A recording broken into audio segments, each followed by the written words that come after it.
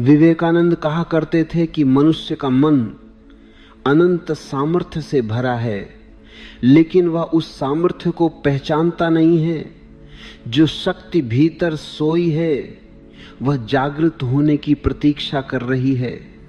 स्मृति कोई कृपा नहीं, स्मृति मनुष्य की स्वाभाविक अवस्था है। तुम भूलते इसलिए हो क्योंकि तुम्हारे भीतर निरंतर विचारों की भीड़ चल रही है। विचारों की यह भीड़ धूल की तरह है जो चेतना के दर्पण पर जम जाती है। जब दर्पण धुंधला हो जाता है तब स्मृति स्पष्ट नहीं रहती। विवेकानंद कहते थे, मन को नियंत्रित करो, मन को दिशा दो, मन को साधो और फिर देखो ज्ञान तुम्हारा सेवक बन जाता है। विवेकानंद की स्मृति अद्भुत थी। वो हजारों पृष्ठ केवल एक बार पढ़कर याद कर लेते थे। लोग पूछते थे यह कैसे संभव है, और उनका उत्तर सरल था, जब मैं पढ़ता हूं तब केवल पढ़ता हूं, मन कहीं और नहीं भटकता। मन पूरी तरह वही होता है जो सामने है। स्मृति का रहस्य यही है, एकाग्रता। जहां मन एक स्थान पर स्थिर हो जाए वहीं स्मृति जन्म लेती है। तुम पढ़ते हो लेकिन मन कहीं और भागता है। तुम पुस्तक खोलते हो लेकिन मन अतीत और भविष्य के बीच दौड़ता है।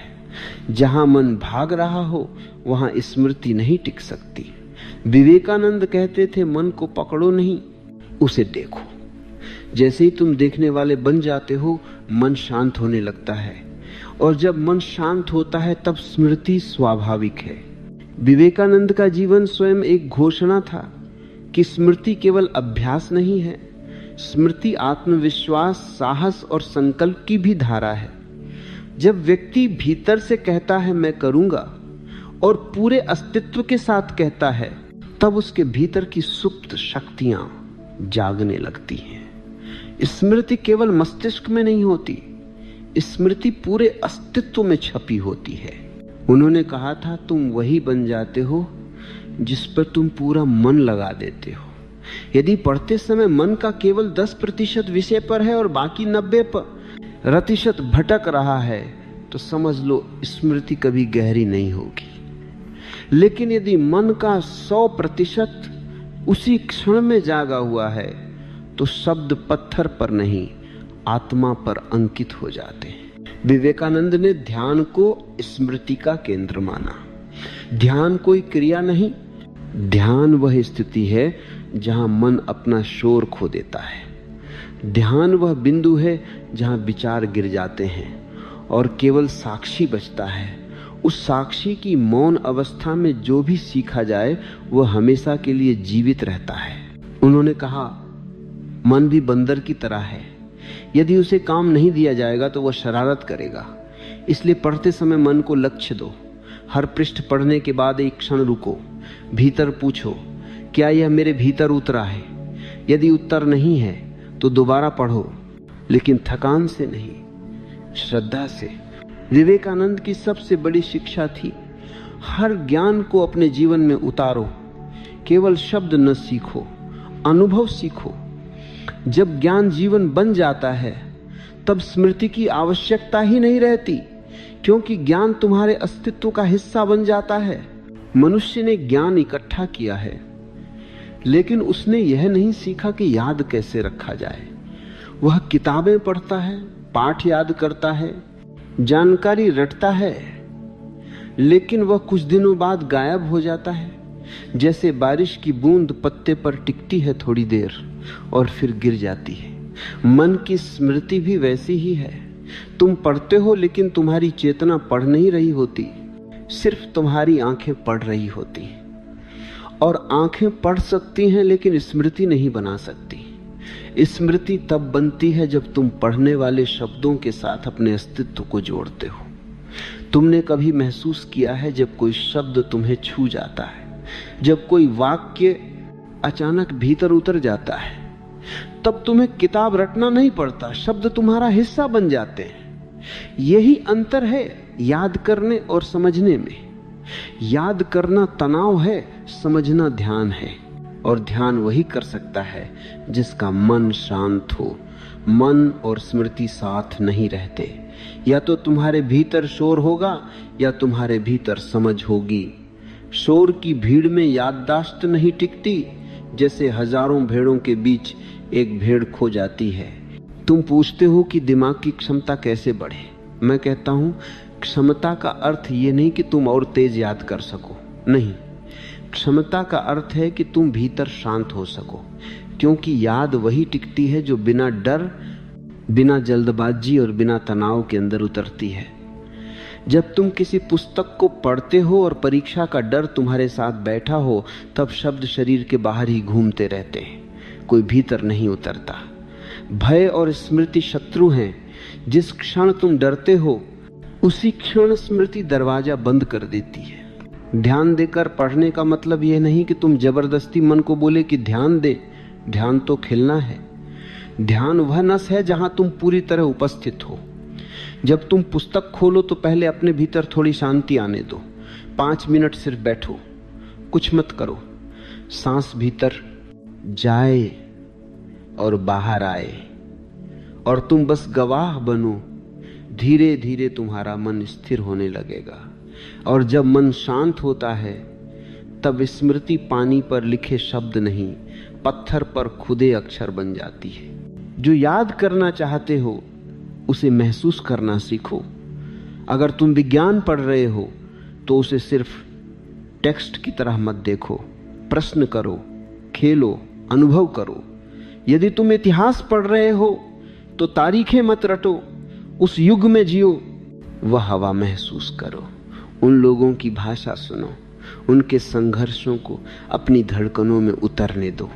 फिर तुम्हें याद रखने की जरूरत नहीं पड़ेगी, क्योंकि याद एक प्राकृतिक सुगंध बन जाएगी। मनुष्य जब दिलचस्पी से पढ़ता है तो उसका दिमाग तेज होता है, और जब मजबूरी से पढ़ता है तो उसका दिमाग थक जाता है। मजबूर दिमाग कभी याद नहीं करता, वह सिर्फ भागता है। और तुम ध्यान दो तो तुम देखोगे किताब सामने होती है, लेकिन मन कहीं और यात्रा कर रहा होता है। इसलिए पहला कदम है पढ़ते समय पूरी तरह उपस्थित होना। दूसरा कदम है बीच बीच में मौन। लगातार शब्द, लगातार जानकारी दिमाग को भारी कर देती है। थोड़ी देर पढ़ो, फिर आंखें बंद करो, जो पढ़ा है उसे भीतर गिरने दो। जैसे किसान बीज डालकर तुरंत पानी नहीं देता, बल्कि थोड़ी देर मिट्टी को उसे पकड़ने देता है, उसी तरह बीच बीच में विराम स्मृति को मजबूत बनाते हैं। तीसरा कदम है तुलना और पुनरावृत्ति, लेकिन मृत पुनरावृत्ति नहीं, बल्कि जीवंत पुनरावृत्ति। मृत पुनरावृत्ति वह है जहां तुम बिना समझे दोहराते हो। जीवंत पुनरावृत्ति वह है जहां तुम समझ की पुष्टि करते हो। स्मृति को बढ़ाने का सबसे बड़ा तरीका है स्मृति पर विश्वास छोड़ देना। यह विरोधाभास है मगर सत्य है। जितना तुम याद रखने की कोशिश करते हो उतना मन तनाव में आ जाता है, और जब मन तनाव में हो तो कुछ भी याद नहीं रहता। लेकिन जब तुम सहज होते हो, हल्के होते हो, तब स्मृति नदी की तरह बहती है। इसलिए अगली बार जब तुम पढ़ो तो याद रखना, तुम जानकारी याद करने नहीं बैठे हो, तुम अपने चेतन मन को विस्तार देने बैठे हो। और जब चेतना विस्तार लेती है तो स्मृति अपने आप बढ़ जाती है। याद रखना, पढ़ाई का अर्थ जानकारी संग्रह नहीं बल्कि खुद को बदलना है, और परिवर्तन हमेशा ध्यान में होता है, जल्दबाजी में नहीं। यही कला है समझ की, ध्यान की, स्मृति की। जब मैं कहता हूं कि सीखना एक कला है, तो तुम्हें याद रखना चाहिए कि हर कला धीमे कदमों से खिलती है। तुमने कभी फूल को जल्दबाजी में बढ़ते देखा है क्या? नहीं। फूल समय लेता है, धूप लेता है, बारिश लेता है, हवाओं का स्पर्श लेता है, फिर धीरे धीरे उसकी पंखुड़ियां खुलती हैं। तुम भी फूल हो, तुम्हारा दिमाग भी एक बीज है। अगर तुम उसे समझ के पानी दो, ध्यान की धूप दो और उपस्थित होने की मिट्टी दो, तो स्मृति खिलने लगेगी। लेकिन अगर तुम उस पर दबाव डालोगे, डर डालोगे, समय सीमा डालोगे, तो यह बीज मर जाएगा। याद रखना, दिमाग को मजबूर नहीं किया जा सकता, उसे आमंत्रित किया जा सकता है। तुम पूछते हो पढ़ा हुआ याद कैसे रहे? पहले समझो कि चीजें तुम्हें इसलिए भूलती हैं क्योंकि तुम उन्हें सिर्फ शब्द के रूप में लेते हो, अनुभव के रूप में नहीं। बिना अनुभव सीखना वैसा है जैसे बिना सांस के जीना। शब्द सिर्फ द्वार है, अनुभव मंदिर है। जो भी सीखो उसे अनुभव करो, उसके साथ खेलो, उससे बात करो जैसे कोई जीवित मित्र हो। अगर गणित सीख रहे हो तो सिर्फ सूत्र मत याद करो, उस सूत्र की धड़कन समझो। वह कैसे पैदा हुआ, क्यों पैदा हुआ, उसकी जरूरत क्या थी, उसके पीछे क्या तर्क है। जब किसी ज्ञान की जड़ समझ में आ जाती है तो याद रखने की जरूरत नहीं रहती, वो अपना घर ढूंढ लेता है। बच्चों को तुमने देखा होगा, वे सीखते नहीं, वे अब्जॉर्व करते हैं। वे किताब नहीं पढ़ते लेकिन सीख जाते हैं। वे भाषा रटते नहीं लेकिन बोल लेते हैं, क्योंकि उनके भीतर अभी तक वह नकली प्रयास पैदा नहीं हुआ है जिसके साथ बड़े लोग जीते हैं। बड़ा आदमी लाइव नहीं करता, परफॉर्म करता है। वह जीने की जगह एक्ट करता है, वह पढ़ने की जगह याद करने की कोशिश करता है। यही गलती है। याद रखने के लिए पहले भूलना सीखो। जो अनावश्यक है उसे छोड़ना होगा। मन में जितना कचरा है, जितना बोझ है, उतना नया ज्ञान जगह नहीं पाता। दिमाग एक कमरे की तरह है। अगर कमरे में पुरानी टूटी हुई वस्तुएं पड़ी हैं तो नई चीजें कहां आएंगी। इसलिए कभी कभी रोजाना 5 मिनट बैठकर यह पूछो, मेरे मन में कौन सी बातें बेकार पड़ी हैं, कौन सी बातें मुझे बांध रही हैं, कौन सी यादें मेरे अंदर सिर्फ शोर हैं, संगीत नहीं। धीरे धीरे तुम देखोगे कि मन हल्का होने लगा है। हल्का मन स्मृति का मित्र है, भारी मन उसका शत्रु। और हां, मैं तुम्हें एक रहस्य देता हूं, सीखने का सबसे अच्छा तरीका है सिखाना। जब तुम किसी चीज को दूसरे को समझाते हो तब वह तुम्हारे भीतर दोबारा जन्म लेती है। तुम उसे बोलते हो और शब्दों के माध्यम से वह और स्पष्ट होती जाती है। इसीलिए गुरु हमेशा कहता है, जो सीखना चाहता है वह बांटना शुरू करे। लेकिन असली प्रश्न सिर्फ याद रखने का नहीं, असली प्रश्न है तुम्हें याद क्यों करना है। अगर तुम्हारा उद्देश्य सिर्फ परीक्षा पास करना है तो स्मृति तुमसे छिप जाएगी। लेकिन अगर तुम्हारा उद्देश्य समझना है, बढ़ना है, खिलना है, तो स्मृति तुम्हारी सेविका बन जाएगी।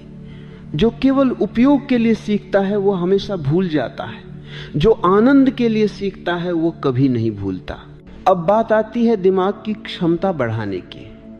क्षमता सिर्फ मेंटल एक्सरसाइज से नहीं बढ़ती, बल्कि भीतर की शांति से बढ़ती है। जैसे छोटी नदी शोर करती है लेकिन गहरा महासागर मौन रहता है। दिमाग जितना गहरा होगा वह उतना मौन में आएगा। ध्यान सिर्फ बैठकर आंखें बंद करने का नाम नहीं है। ध्यान का अर्थ है जो कर रहे हो उसमें पूर्णता से रहो। अगर पढ़ रहे हो तो पूरी तरह पढ़ो, अगर चल रहे हो तो चलने को देखो, महसूस करो। अगर सांस ले रहे हो तो सांस को देखो। धीरे धीरे तुम देखोगे कि मन अब भागता नहीं, वह टिकता है। और जहां मन टिकता है वहां स्मृति खिलती है। मैंने कहा था सीखना एक कला है। एक और बात सुनो, स्मृति का संबंध गति से नहीं, गहराई से है। तुम कम पढ़ सकते हो लेकिन गहराई से पढ़ो तो वह जीवन भर साथ रहेगा। और तुम बहुत पढ़ सकते हो लेकिन सतही तौर पर तो वह कल ही मिट जाएगा। इसीलिए सीखते समय गुणवत्ता को प्राथमिकता दो, मात्रा को नहीं। खुद की तुलना मत करो, तुलना तुम्हारे भीतर जहर बन जाती है। जब तुम सोचते हो कि दूसरा तुमसे तेज है या दूसरा तुमसे ज्यादा याद कर लेता है, तब तुम्हारे भीतर हीनता पैदा होती है। हीनता से कभी स्मृति नहीं बढ़ती, सिर्फ तनाव बढ़ता है। और तनाव स्मृति का सबसे बड़ा शत्रु है। तब तुम सीखोगे बिना थके, बिना डरे, बिना दबाव के। और जब सीखना उत्सव बन जाता है तब याद रखने की जरूरत ही नहीं पड़ती। ज्ञान खुद याद रखता है कि उसे कहां होना चाहिए।